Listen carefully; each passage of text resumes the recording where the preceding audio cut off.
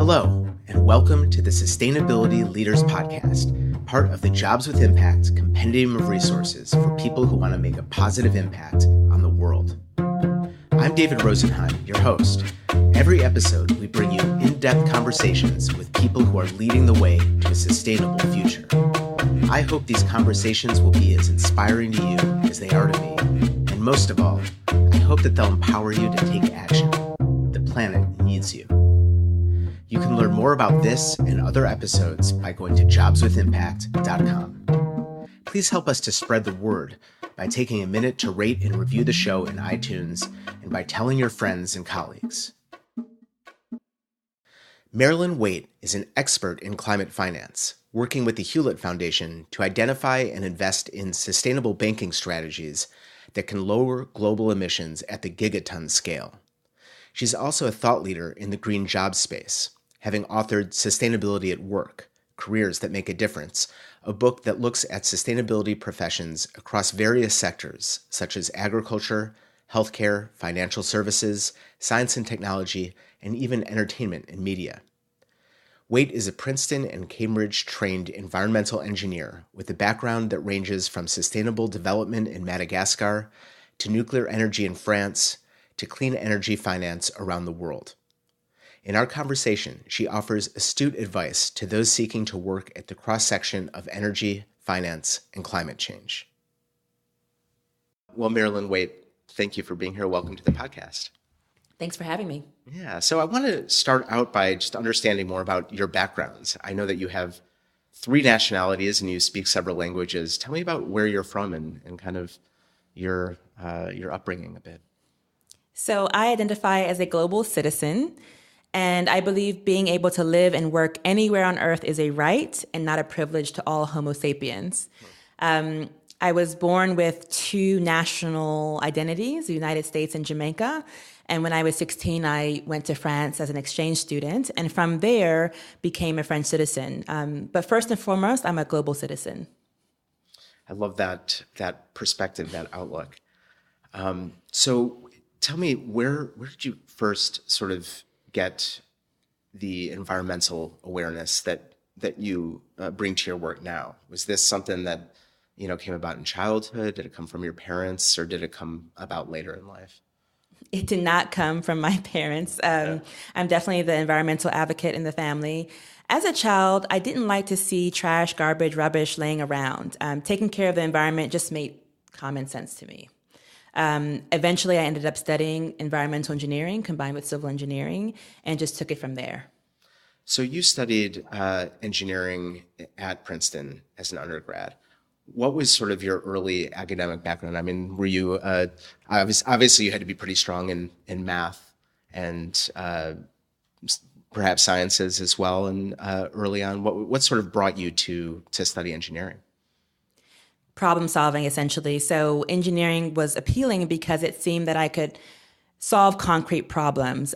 Building a bridge from point A to point B not only linked, point A and point B, but also helped bridge societies and people. And there's different ways of how you can go about doing that in a more sustainable fashion. So I was really attracted to the practical nature of engineering and the problem-solving nature of engineering, and environmental engineering in particular, because we're solving environmental issues around all kinds of pollution, whether it be air, soil, water. So what was some of the coursework that's, help describe for people that's maybe aren't familiar with this specific field of environmental engineering, like what does that really mean?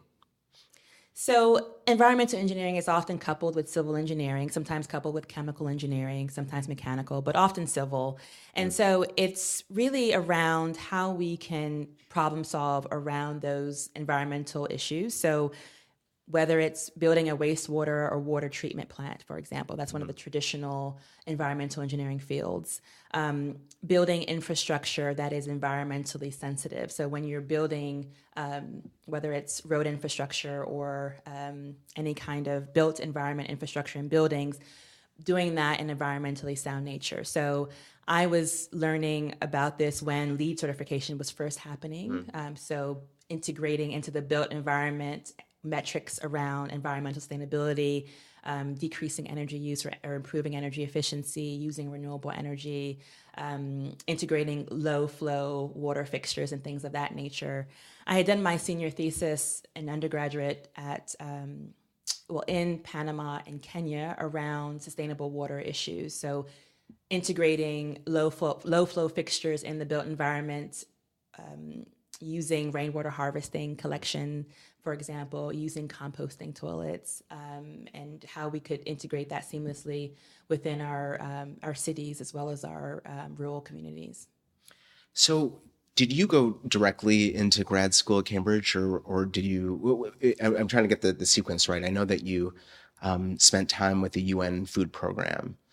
Yes. Did that come after college or after grad school? So I went, after my first degree, I went to Madagascar, and I was working on bringing potable water to rural schools, and integrating other projects in those schools with the United Nations World Food Program. And it's there where I had the experience of living without reliable electricity for months at a time. The local utility called Jirama, I'll never forget them, they ran out of water for their small hydroelectric system. They also went bankrupt for other reasons, and we just did not have a stable supply of electricity. So while at the UN we had backup diesel generators at home, we didn't have that necessarily. And I saw businesses shut down. So if you were a cyber cafe at that time, if you were a refrigeration company or any company that relied on electricity or refrigeration or the cold chain, you were really out of business. And so I became more interested in energy from that point on.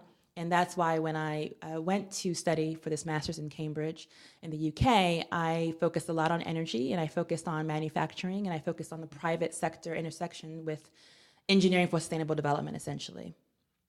And so talk to me a little bit more about that. So engineering for sustainable development obviously covers, or I would assume covers a lot of the things that you just mentioned: water infrastructure, energy infrastructure. How does it tie in with, or does it tie in with, for example, sustainable development goals? It does tie in with the sustainable development goals. Engineering itself is constantly evolving, and before, I think just purely being technically competent, so understanding the math and science and equations and basic laws could suffice. Now, any project, whether it's at a small scale or large scale, has implications to society. And so the engineer today really has to understand what are those implications, build consensus around new projects, whether they're at the small or large scale, and understand all of the other aspects of that project that enable it to happen. So the financing, the investment piece, the policy piece, the impact on communities piece. And so engineering for sustainable development is building a more holistic engineer, essentially. Is this type of sustainability sensitivity being taught to general engineers, or do you really have to study specifically environmental engineering or sustainable engineering?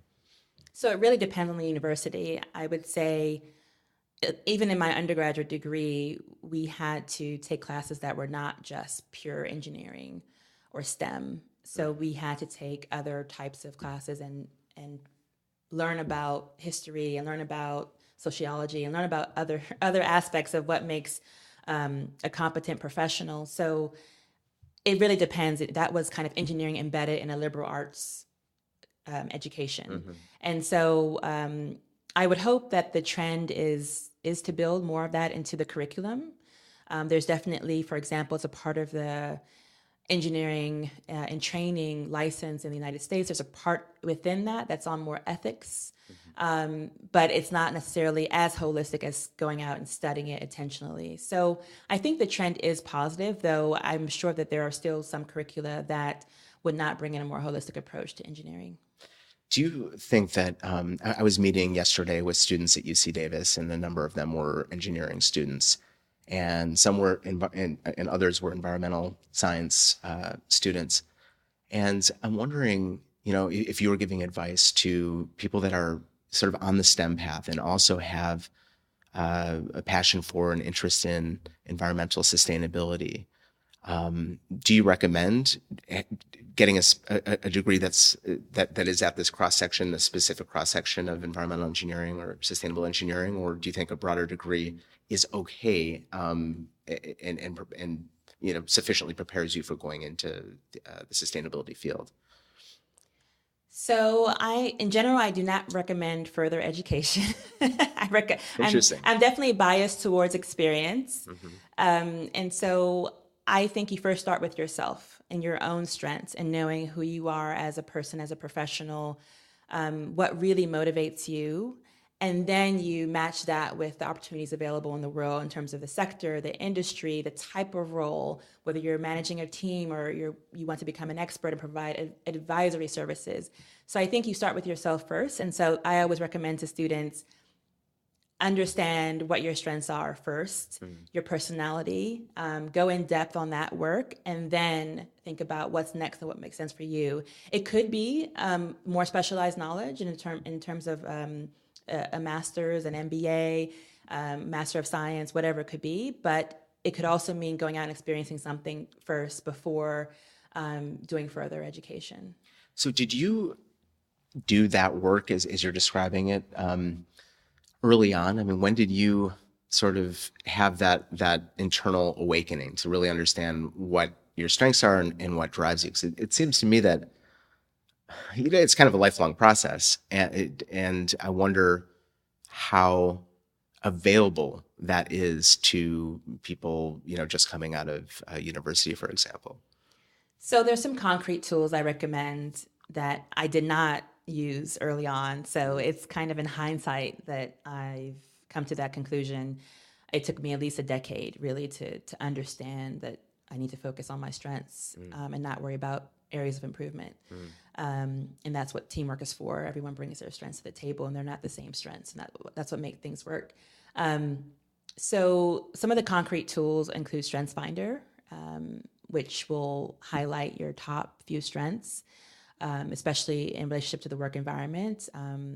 There's also, of course, the classical Myers-Briggs in terms of personality. There's the Enneagram, which seems to be very popular right now, and similar kind of character-based assessments that can really help you or the individual understand what motivates you and where you're going to add the most value and how you will add the most value in the world.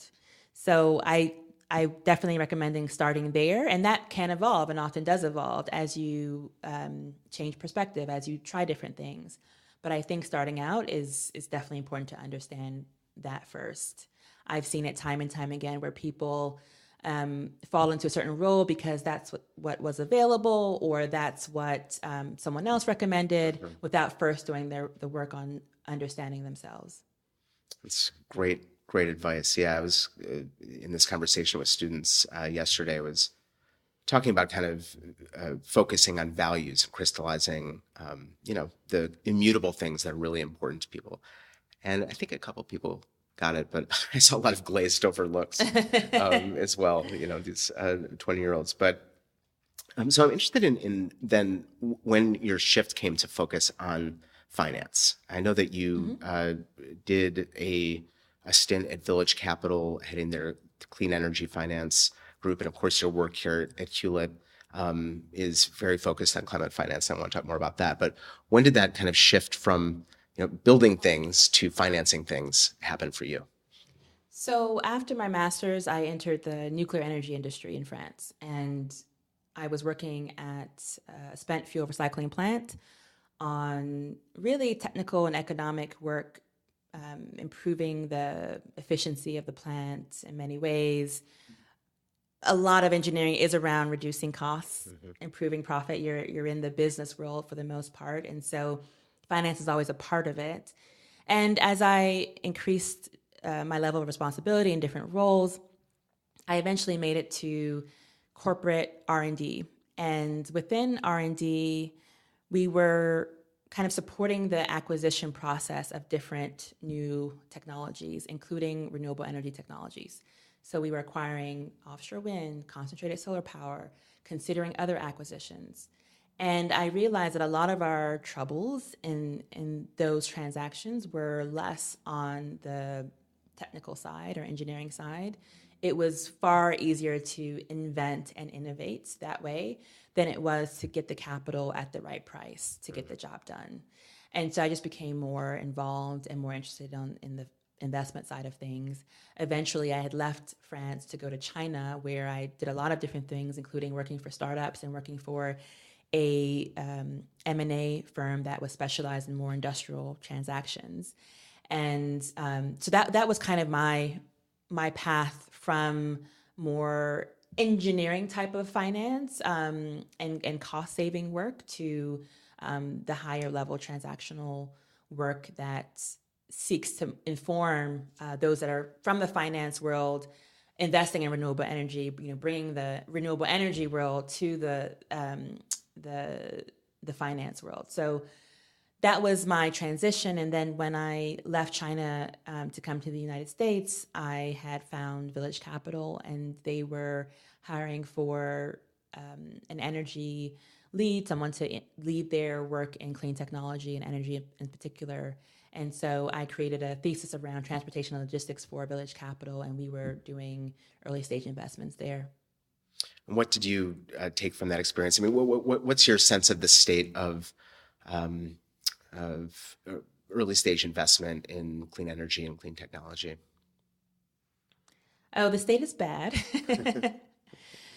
So I would say it's transitioning. Most venture capital happens in the United States, and then there's some in the European Union. There's some and increasing in China, but it is heavily skewed towards the United States. And the United States within clean tech has a special history of boom and bust, kind of very well documented history around the various valleys of deaths that happen in between various R&D phases and commercialization phases. So the lack of capital for startups who are innovating in clean energy or even in clean technology more broadly. And so now you see a shift in the venture capital community in the United States focusing on sustainability more broadly. So other levers beyond startups that will just sell to the utility, for example. Mm-hmm. Also resiliency, creating resilient products and services. And of course, venture capital is also a bit more biased towards capital light solutions. So anything that uses software for energy and agriculture and water and wastewater and things like that. So you see that shift in terms of clean technology and venture capital investments, but there still are these gaps when it comes to having a thesis around climate solutions. So solutions that will, for example, mitigate 1 gigaton of carbon per year at scale. There's still a dearth of capital that's willing to support those kinds of solutions. So where does that capital come from? Where should it come from, if not venture capital? It obviously requires a lot more scale than venture capital. So where are you looking, or where should we as a society be looking to fund some of these solutions? Well, I think we have to back up. Most of the solutions to climate change we already have, and they need to just be scaled. So it's deployment focused. So when it comes to solar and wind and geothermal, whether that's ground source heat pumps, air source heat pumps, or large scale geothermal, we have these solutions. And so the kind of financing you need for that is very different from the kind of financing you need for other solutions like carbon dioxide removal. So venture capital actually is still needed, or let's just call it high risk capital. High risk capital is needed for high risk solutions that we do still need, bringing down the cost of storage, seasonal storage, carbon dioxide removal, whether that's through soil sequestration or through engineered solutions. All of that still needs that high risk capital. There's no way a bank or an asset owner or manager is going to take on that kind of risk. Sure. Even though it is the smallest part of the capital pools out there. For the rest of it, we need the banks to stop financing a lot of the more carbon intensive greenhouse gas emitting activities and to finance more of the solutions that we have. For example, each individual household business acquiring an electric vehicle or electric bus or some kind of electric fleet system, or community solar, rooftop solar, things of that nature. Or it's large-scale project finance financing high-speed rail, a lot of that can be done with the banks. Bank debt is the largest form of capital globally, period. 90% of capital is debt. And so they are huge, important players out there. And for the asset owners and managers, or the asset owners via their asset managers, being able to have an equity strategy around these greenhouse gas mitigating projects is also an important part of that. And being able to buy, for example, the bonds, the green bonds, the climate bonds that are available and that are issued to finance this infrastructure and these more distributed products is also very important. Can you sort of define green bonds and green banking? I think there's a lot of confusion about what these vehicles are. Yeah, well, let me first back up. So capital in the system is organized, and it's generally organized around risk, return, geography, deal size. So if you are providing, for example, a mortgage, which a lot of people understand, they understand that has a certain way of behaving. It has a certain return profile. The interest rates are relatively low, and that's okay for what you're doing as a loan officer for a mortgage. And so likewise for all different asset classes. High risk capital, venture capital, moving on to private equity. Then you have this pool of public finance, but that acts commercially. So think about the IFC or other development financial institutions that will provide financing, bank type financing, but that's riskier than full commercial banks. Then you have the retail banks that are leveraging deposits and other sources of income to make loans across a wide range of asset classes. So they take on a lot less risk than the VC or PE firms. And they, in return, seek lower returns. And then you have the asset owners. And so asset owners includes insurance companies and pension funds and mutual funds. And they are probably the most risk averse in the system, although some parts of their asset allocations could also go into venture and private equity. And then if you look at a layer below that, there are all kinds of instruments that are used by all of those pools of capital to finance the things that they want to finance for the returns they seek and that match their risk profile. So you asked about green bonds or sustainable banking. So a bond is just a debt instrument. So think of it like a loan, I guess, you're asking for money and you want to receive some kind of interest from that, or the person that's giving it wants to receive interest from that lending. And so a bond is that instrument. It can be issued by a corporation to finance certain activities. It can be issued by the government at the state level, at the local level, to also finance activities. So, for example, in the Bay Area, a green bond was issued to extend one of the train systems here called the BART, and that is a low carbon form of transportation. And so a green bond was issued to do that. And so by adding green over the bond, it just means that this bond is being used for some kind of environmental purpose. And then you have climate bond, which means that it's being used for some kind of climate mitigating purpose. And that's just, it's an instrument that's used. So you can, as either institutional or retail investor, you can buy into that bond. On the banking side. Wait, before you go to banking, I just want to just ask one more thing on the green bond or climate bond. I know that the Climate Action Reserve has been doing protocol development around. I'm not sure if Hewlett's been involved in funding that work or not, but around qualifying. What is a green bond? What is a climate bond?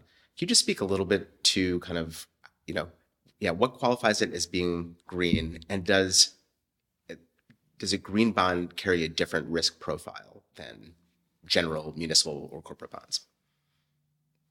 So there are green bond guidelines. There are climate bond guidelines. It depends on where you are in the world. Right now, for example, China is in the process of developing their green bond definitions and guidelines that will become kind of the the regulatory standard.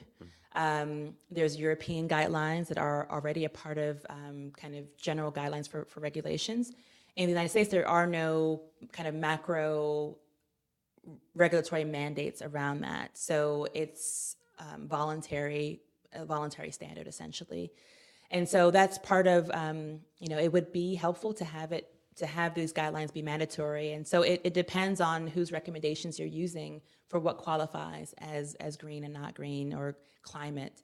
And so in general, if it's mitigating climate change in some way, so you're displacing a carbon intensive way of transportation with a carbon neutral one, then that would kind of de facto qualify as a climate bond.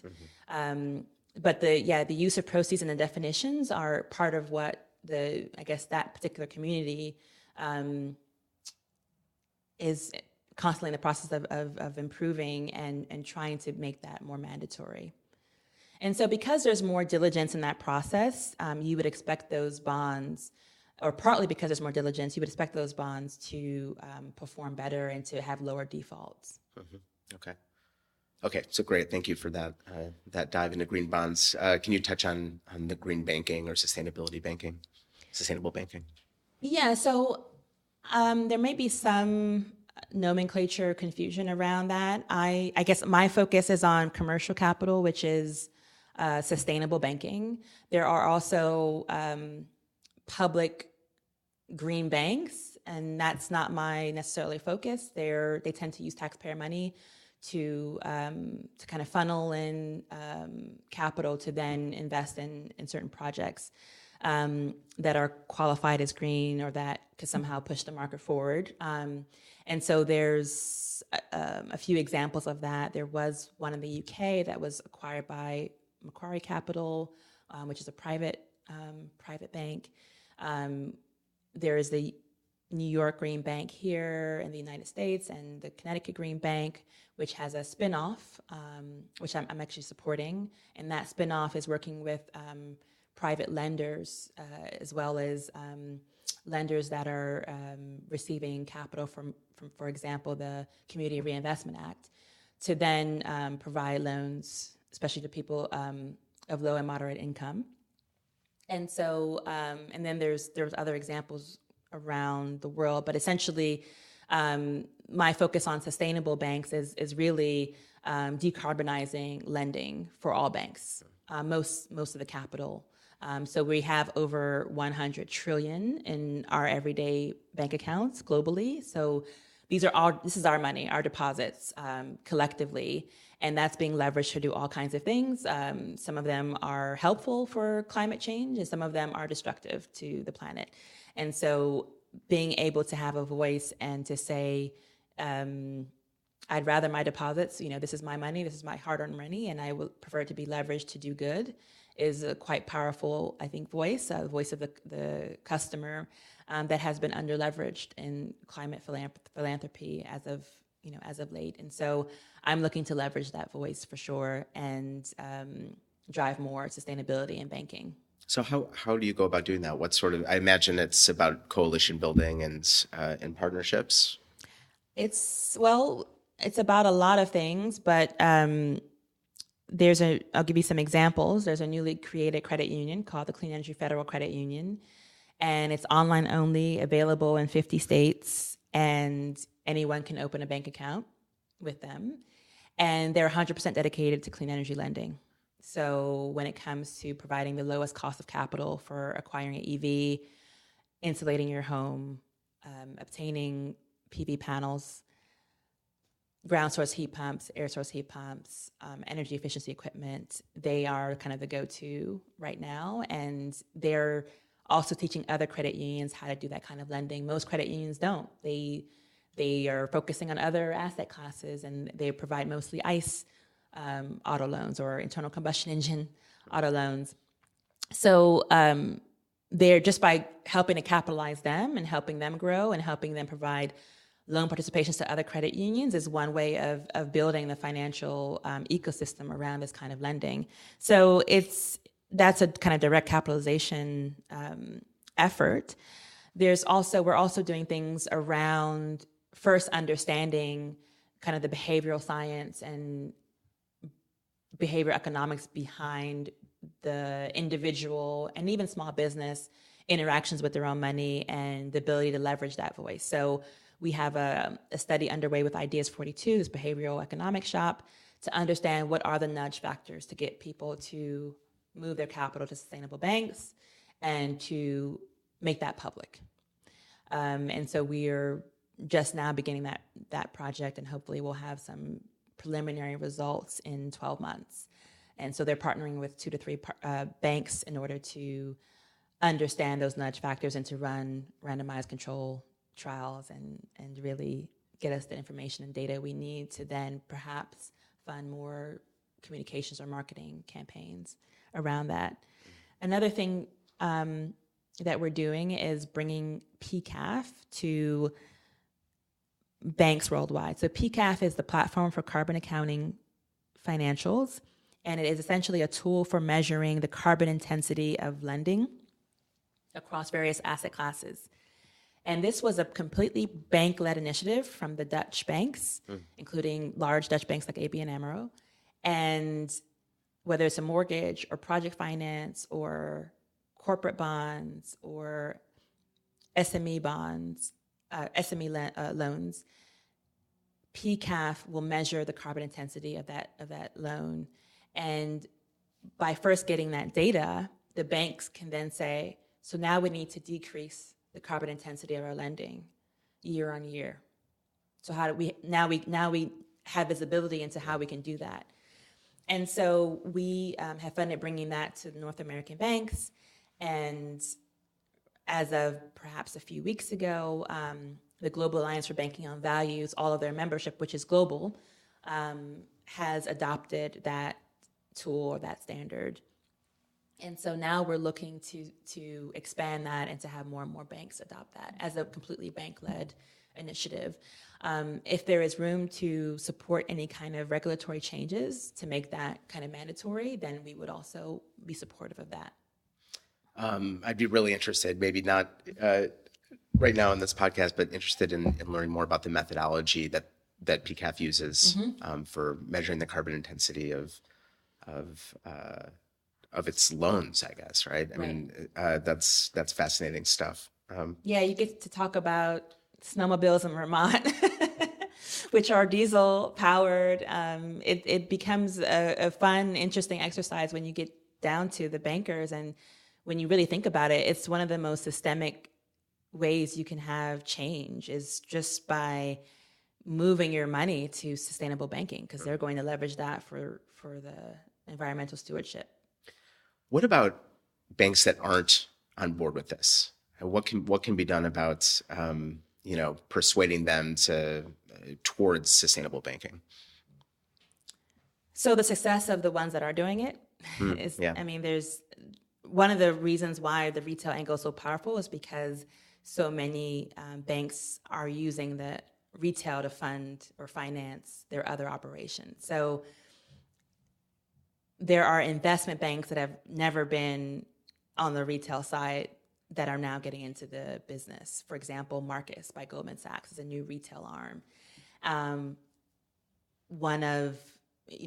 Recently there was an acquisition. Capital One acquired ING Direct's retail business, which they grew to 82 billion deposits in order to finance their credit card business, in order to fund that. So you see this retail banking angle as a way of expanding the operations of other financial institutions that were not previously in this space.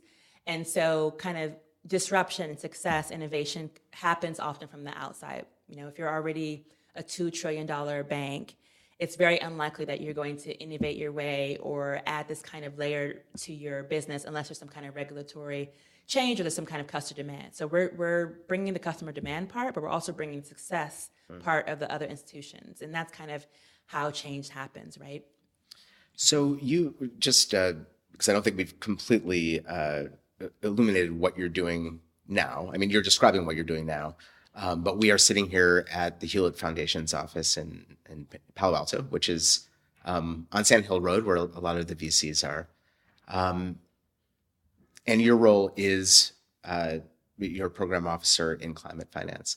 Have we covered sort of the gamut of what you're working on now, or before we move on, I want to make sure that we're covering the main points? Yes. So the goal of this portfolio is to help mobilize $1 trillion US dollars, at least $1 trillion US dollars, globally and annually, which is what we need to meet the Paris Agreement to keep global warming well below 2 degrees Celsius. And what we're doing is looking at where the capital is, what's inhibiting it from flowing to the climate solutions, and how we can use our own budget to address those barriers and address those gaps to mobilize more capital. So the portfolio is more about showing and not just telling investors that investing in climate solutions can meet their financial needs wherever they sit in the capital stack. So I can highlight a few things that we're doing, if that would be helpful. Sure. Yeah. So I mentioned the credit union. I mentioned some other things we're doing on the retail banking side. We've also, on the kind of high-risk venture side, we've supported the Prime Coalition's new impact fund, which has a climate impact first thesis. So they will invest in startups that will mitigate between 1/2 to 1 gigaton of carbon annually when at scale. And we are also supporting things like the Climate Action 100 Plus, which is more of a campaign using the investor voice. So investors are working with their carbon-intensive portfolio companies to decarbonize and therefore create more resilient investment portfolios. The last thing I'll mention is we are on the kind of asset owner and manager side. We're working on the Climate Finance Partnership, CFP, which is using concessional capital, for lack of a better word. So the capital of ourselves, Grantham Foundation, IKEA Foundation, along with a few DFI, so AFD in France and KfW in Germany, with BlackRock's managed assets, so the largest private asset manager, to go out and invest in emerging economies and climate solutions. So 100% equity investments into emerging economies where it's not so straightforward, but you can really have an impact in offsetting a potential carbon-intensive industry, and bringing more of this private capital into those markets for the climate solutions.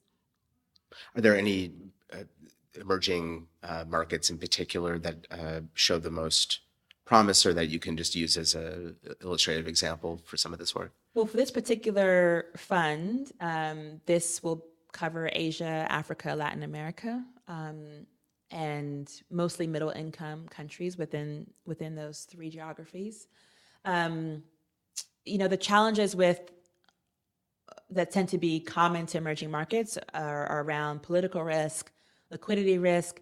Even when you look at the deals that have been made, so there's also the challenge of precedent and lack of track record. Most of the investments that are not in the quote-unquote OECD countries have gone to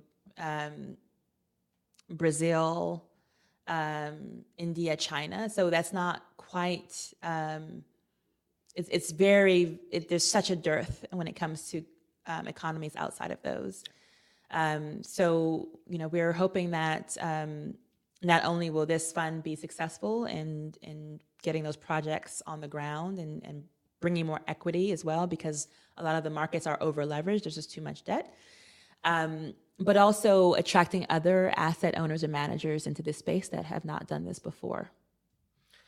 So I want to transition a little bit into some of the work that you've done on sustainability jobs, something very near and dear to my heart and the heart of this podcast.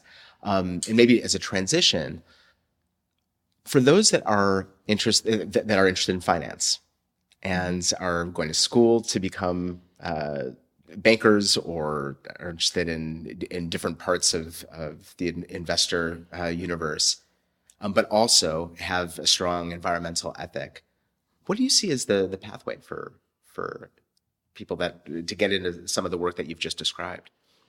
So there are growing opportunities within sustainable finance, and each opportunity is specific to the asset class. So within VC, I'm finding a lot of opportunities at fintech startups that target ESG or environmental, social, and governance metrics. So I would say anything at the nexus between financial technology and ESG can be quite growing, or even if sometimes if a fintech startup is looking at growing access, that also has that can have a big impact on environmental sustainability as well. Within bank lending, there are opportunities in renewable energy credit, both corporate and the muni bond level. Within asset management, you'll find opportunities in both passive investing, so creating, for example, ESG screened funds, and active investing, going after the deals, which I was kind of mentioned with the Climate Finance Partnership. So really it's at each level, at each asset, for each asset class, for each pool of capital, for each geography that you might find yourself in, there are opportunities. It's kind of embedding it. I would say that sustainable finance skills, you need all the financial skills you would need otherwise, plus you need to understand ESG and those additional metrics. And are business schools or finance programs teaching ESG at this point? I know that when I did my MBA, there was very little. I think they are more now, and it's mostly student driven or customer driven, if it will. As they're there are rankings around MBA programs that are more suited for those that want to focus on ESG or sustainability. And so that creates the demand that the schools then have to provide. I do think there is a gap, however, in a lot of the professional organizations and some of the credentials. So when I look at CPA or CFA, if sustainability, for example, what sustainability accounting or other metrics are not a part of the legal system, then it's hard to get them into the credential system. And so there is that gap when it comes to actually sitting down, taking an exam, and understanding how to maximize whatever it is you're trying to maximize, fiduciary duty, so on and so forth. So there's still a lot of work to be done, I think, both in the education system and in the professional certification system. So you wrote a book called Sustainability at Work. And again, this is very, and I have spoken about this a little bit, but it's very akin to what Jobs with Impact aspires to cover. And you also have a website called Susty Jobs. So yeah, talk to me a little bit about maybe some of your key learnings from having written the book, and what you see as being kind of the critical factors in moving more talent into these fields.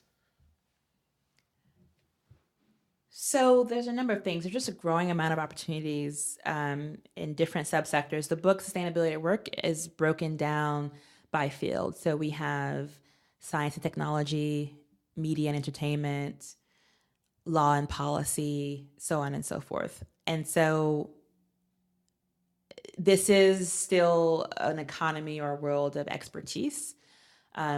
So being a sustainability generalist doesn't quite, there are very little opportunities there. Being very focused and an expert in a part of that is important, and I think is where a lot of the job growth is.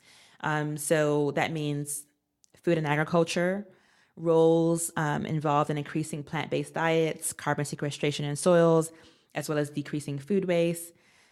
The nexus between big data and pressing issues, whether it be air pollution and mapping local air quality, energy use, getting more efficient about when to turn on and off various energy assets. The circular economy, which is also, it can be all-encompassing, but when it gets down to it, there are roles around creating these closed-loop systems where there is no waste. And this crosses into the CPG, consumer packaged goods sector, where we have to figure out how to deal with the P part or the packaging. So lots of opportunities there.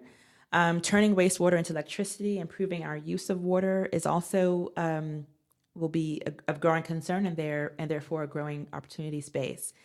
And so I would say as I kind of mentioned earlier, first understanding your own strengths as a professional, and where you derive most of your motivation, and then layering on the field or the sector in a more precise way is going to be helpful in kind of navigating where you're going to find the most impact and happiness, if you will, in your professional career. So how can we remove, my sense of it is that, these jobs there's lots of, actually, if you quantify kind of the sustainability jobs across all the different sectors, and most of them are in the trades, right? General contracting, solar installation, and so on. But if you total all of them, we're close to 5 million, but they're in so many different little pockets.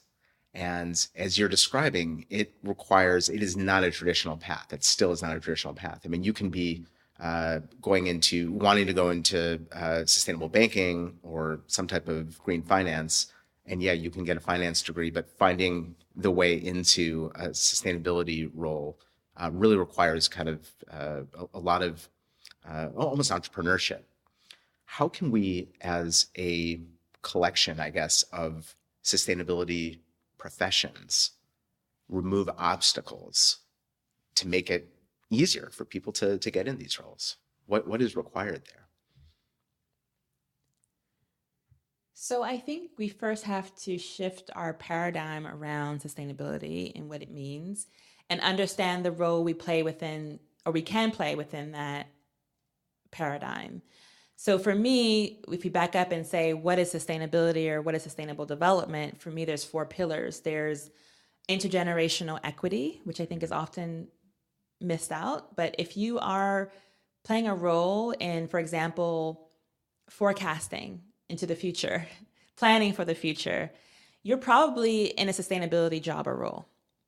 The other pillar, of course, is social responsibility, environmental responsibility or environmental protection, and then economic well-being. So those 4 come together to form what I consider the pillars of sustainability or sustainable development. And so even, let's say you're already working and you're thinking about making a shift, and you want to integrate sustainability into what you do. First, understand how your existing role addresses one of those 4 pillars. Mm-hmm. Identify the problems of the particular space you find yourself in, whether that's a particular company or organization or even sector or at a higher level. What are the pain points, and how do they also pertain to those 4 pillars? And then you begin to problem solve. And so how can you position yourself as a professional to solve those pain points through the sustainability lens? And I think that's how we can open this up, by shifting that paradigm. And really, when we're interviewing people in our own organizations for roles, we should also try to ask those types of questions to tease out the sustainability within each role. Mm-hmm. Yeah. It definitely requires a paradigm shift in how we think about it, and on so many levels. I mean, how we're operating these businesses, how we're operating as societies as well. So I saw also that you're on the board, I was just curious about this, of the Biomimicry Institute. Can you just describe what that is and what biomimicry's potential impact is on sustainability?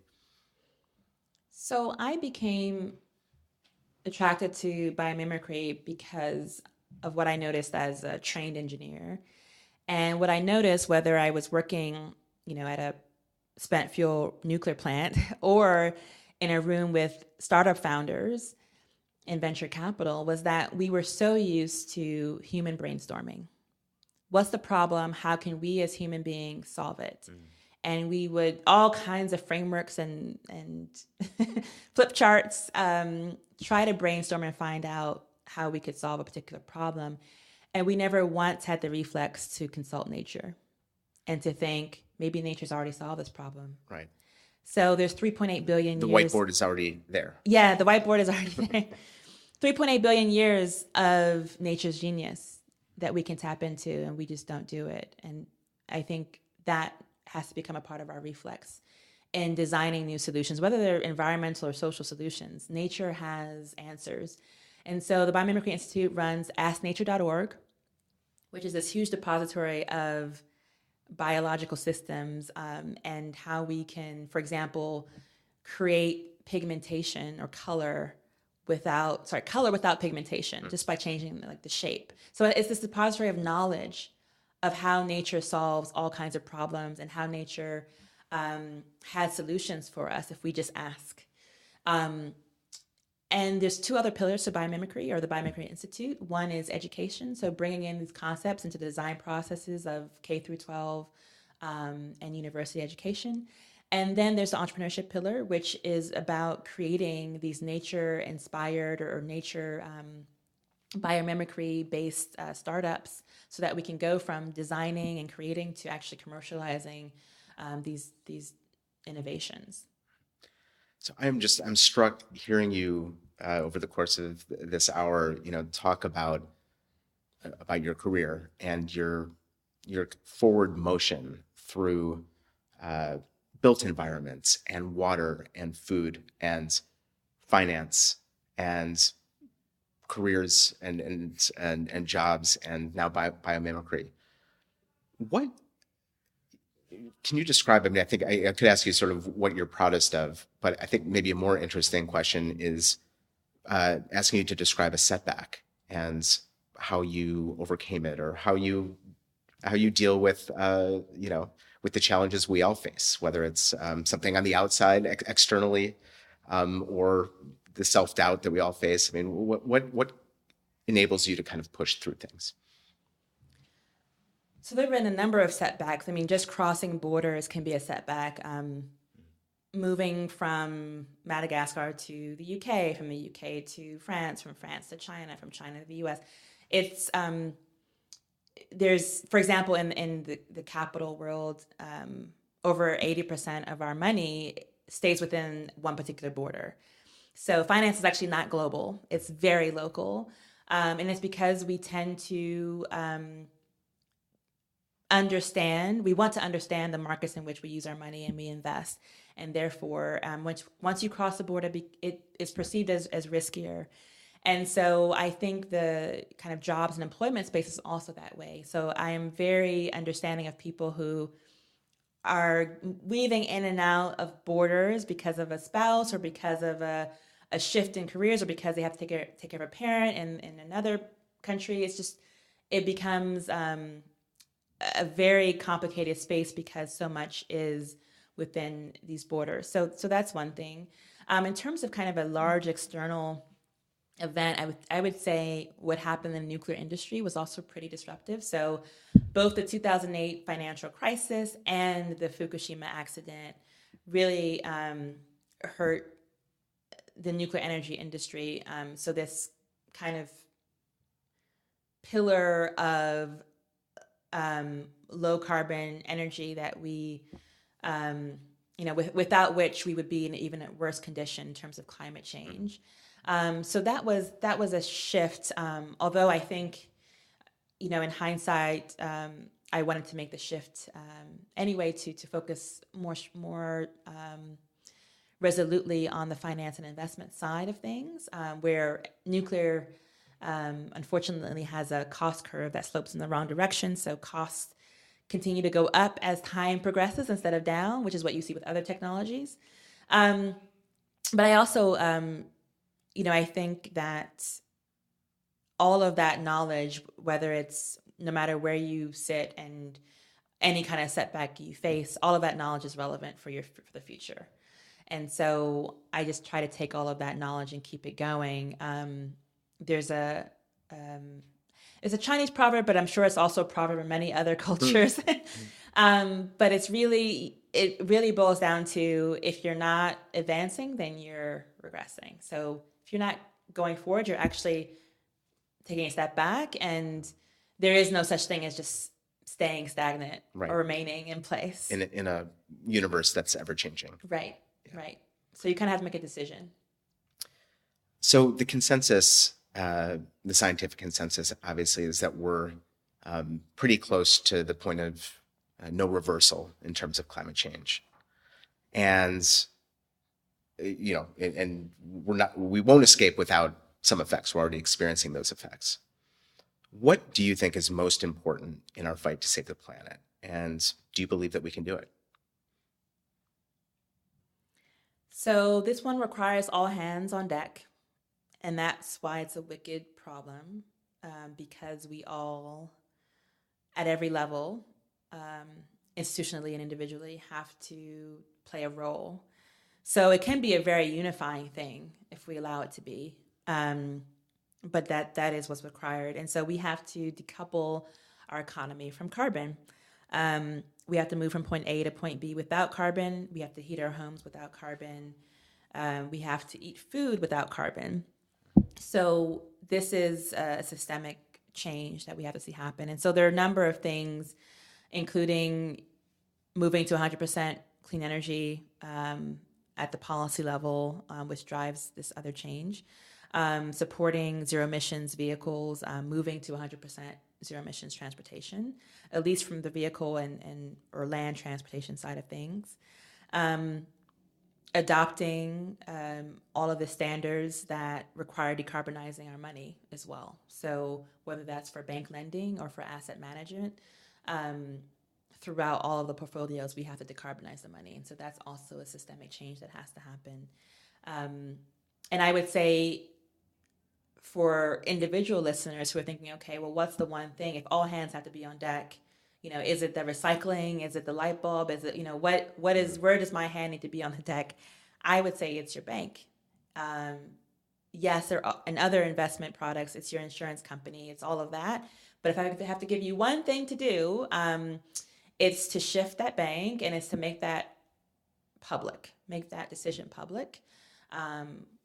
Could be using social media, could be by sending a message to that existing bank or otherwise. But that is one of the single most impactful things that can help with climate change.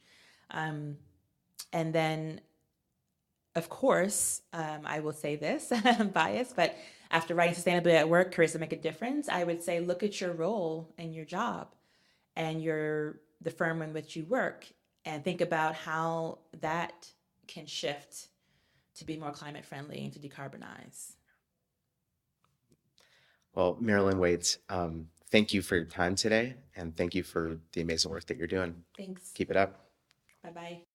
The Sustainability Leaders Podcast is a resource of Jobs with Impact. Our engineer and associate producer is Ian Swanky. Theme music also by Ian Swanky. I'm David Rosenheim. If you like the show, please tell your friends and give us a rating and review on iTunes. See you next episode.